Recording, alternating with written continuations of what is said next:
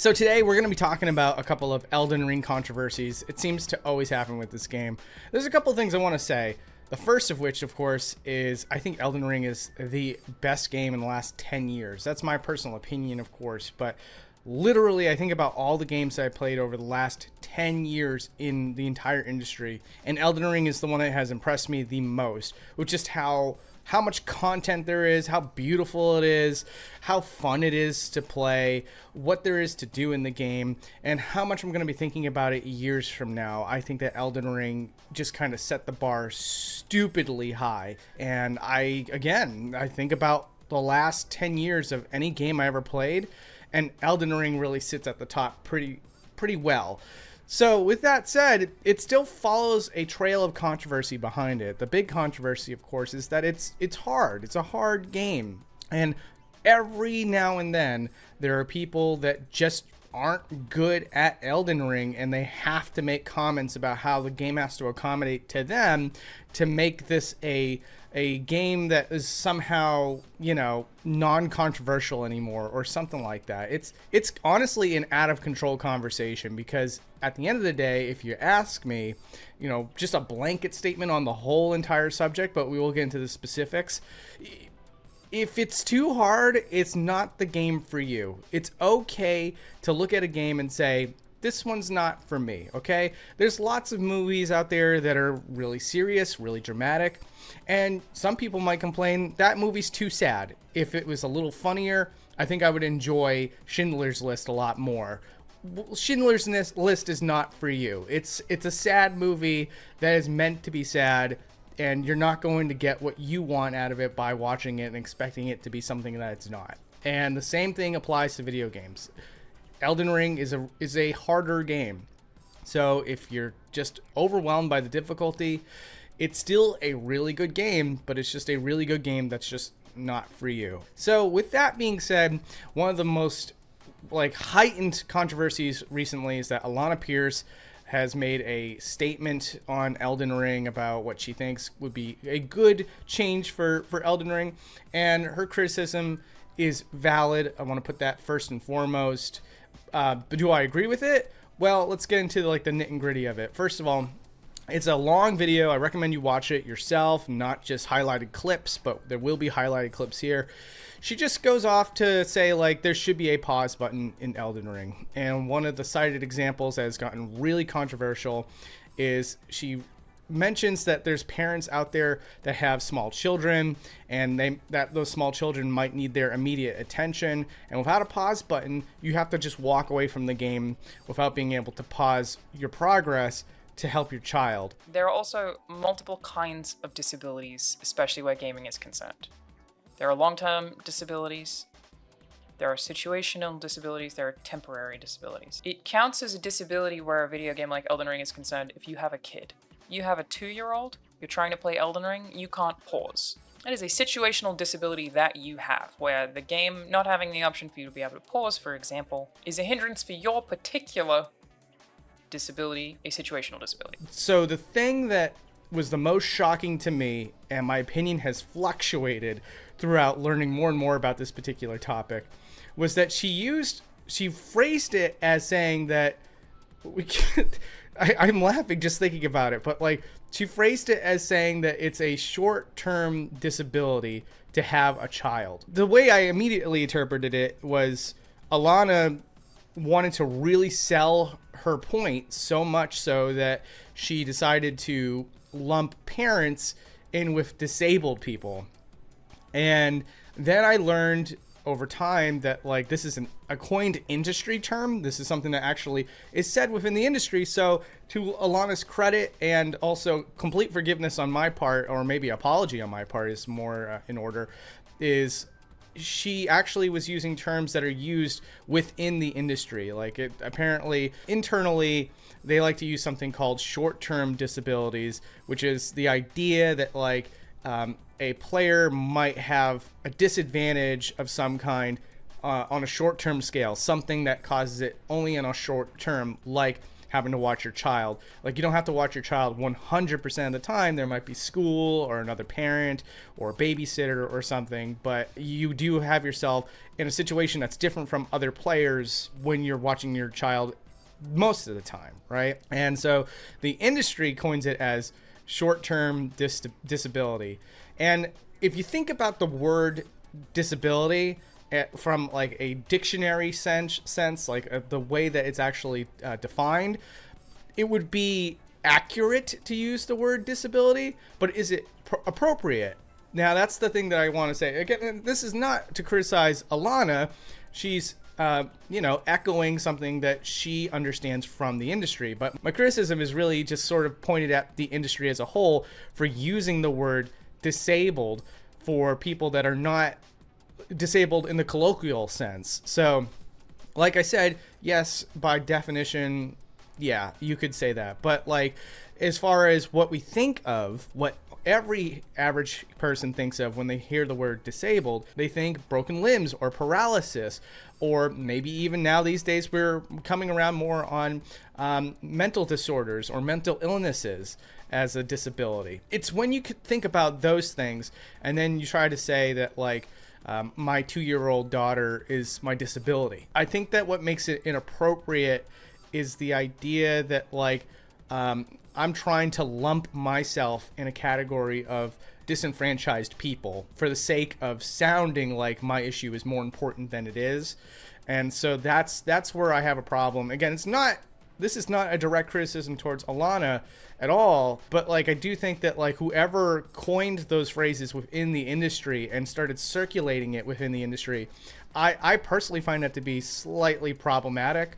It's whatever at the end of the day. Like I'm a big boy, I can get over it, but like when I sit there and like think about that, it's a bit strange. I know that that's gotten way off topic from where this video got started, but like that's where like I think like the big controversy does kind of come into play. There's a lot of people that aren't thinking about it on this level, and they hear the word disabled when describing a parent and raising a child while playing video games, and they thought that that was outrageous. I certainly was one of those people to start with, but like now it's sort of like, okay, she's actually reciting something that is said within her own industry, and so like I can't really fault her for that. That is something that should change internally. I don't think that you should, just willy-nilly throw out the word disabled to describe things. I think that's a bit strange.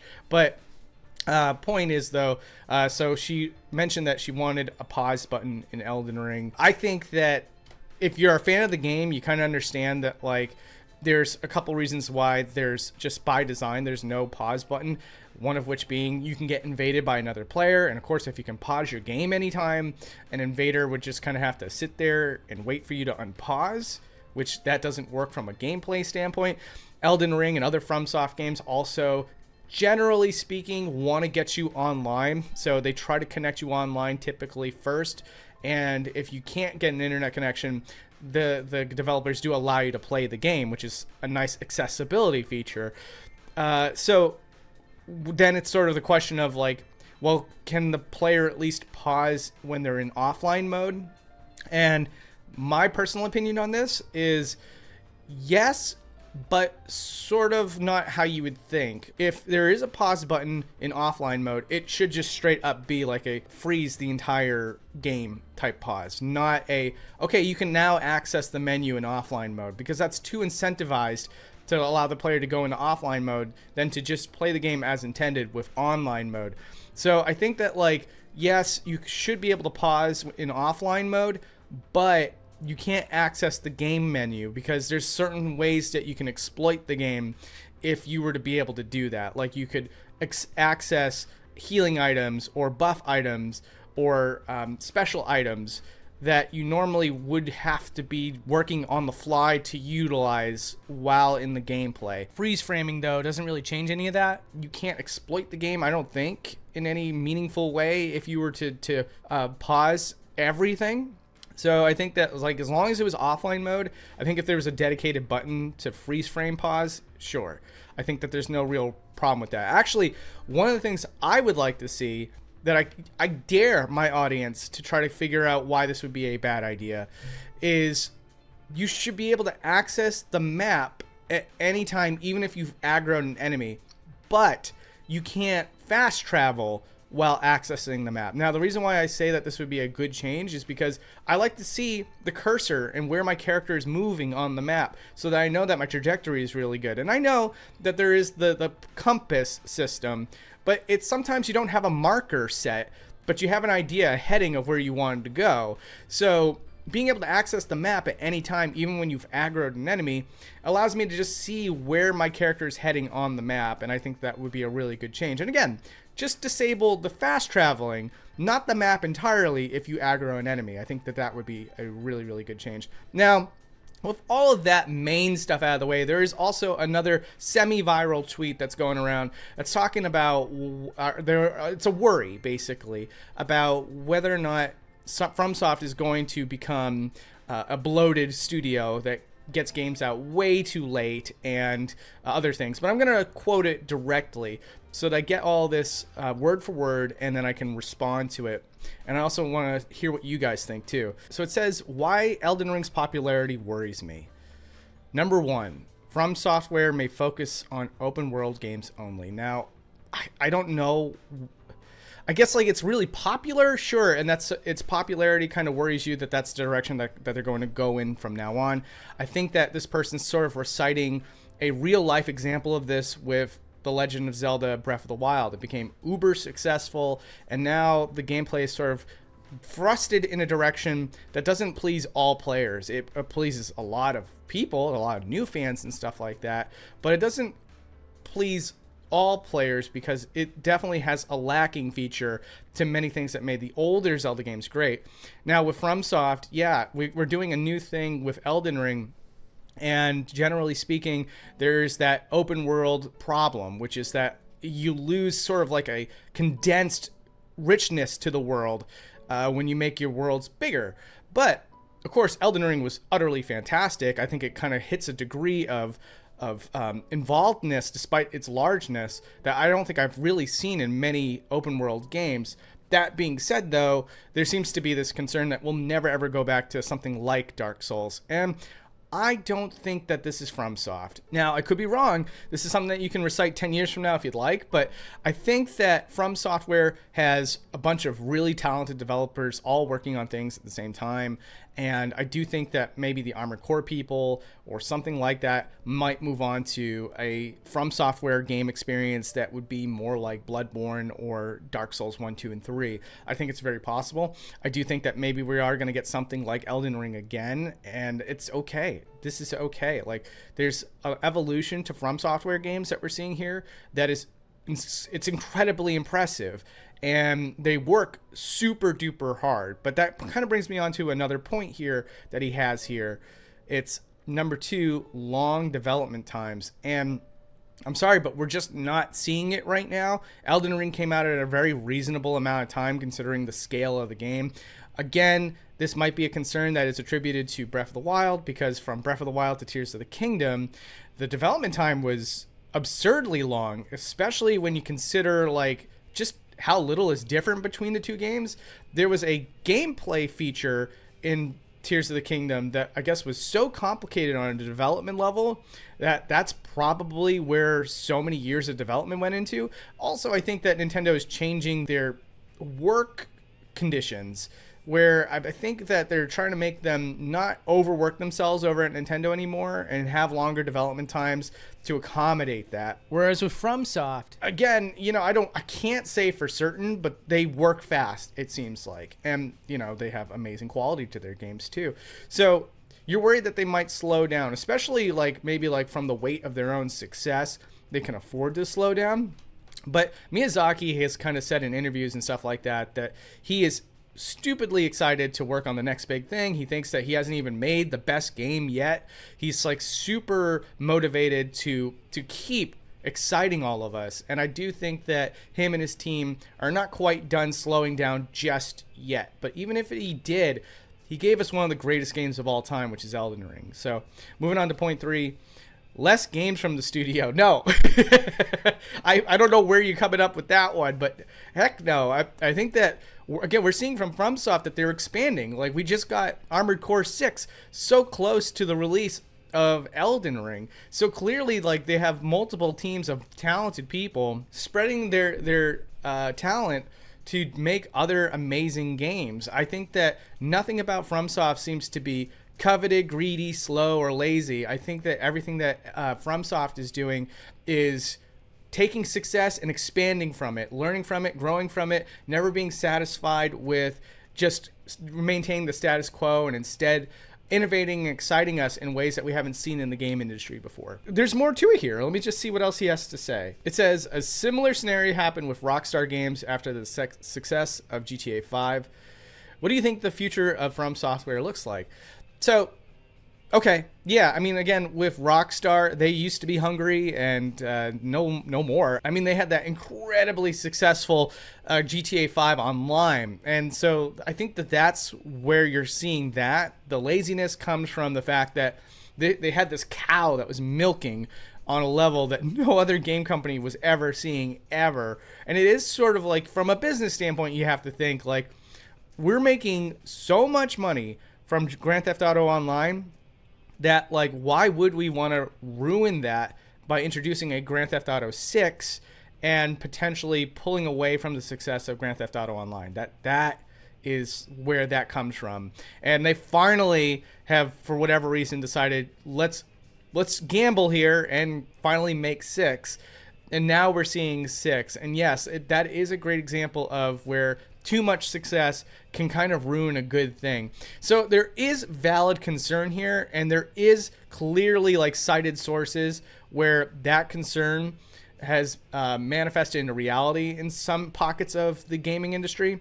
But I still stand by the fact that From Software at this point in time has not indicated to us that their business plan is to slow down, to kind of say, hey, we reached the top of the mountain and we're going to sit here very pretty for a while. No, everything that they're saying in interviews right now is saying to us that they're more excited than ever to keep pushing themselves to be the industry leaders, the ones that are setting the bar higher and higher than themselves. And yet even now, I would say that their bar is set leagues above so many other game companies. So I don't think that From Software is there just yet. I have thought of the fact that From Software has to slow down someday.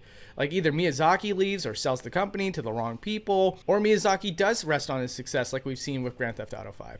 It's very, very possible. What does the future hold? It's hard to say. And that person's concerns are valid for some time in the future, but I think in the near future, they've kind of roadmapped for us that they're very eager to work hard and to give us something really exciting. And again, I think that it's a valid concern, but at this point in time, I think that you don't have to worry about that. I think the near future looks very bright for From Software fans.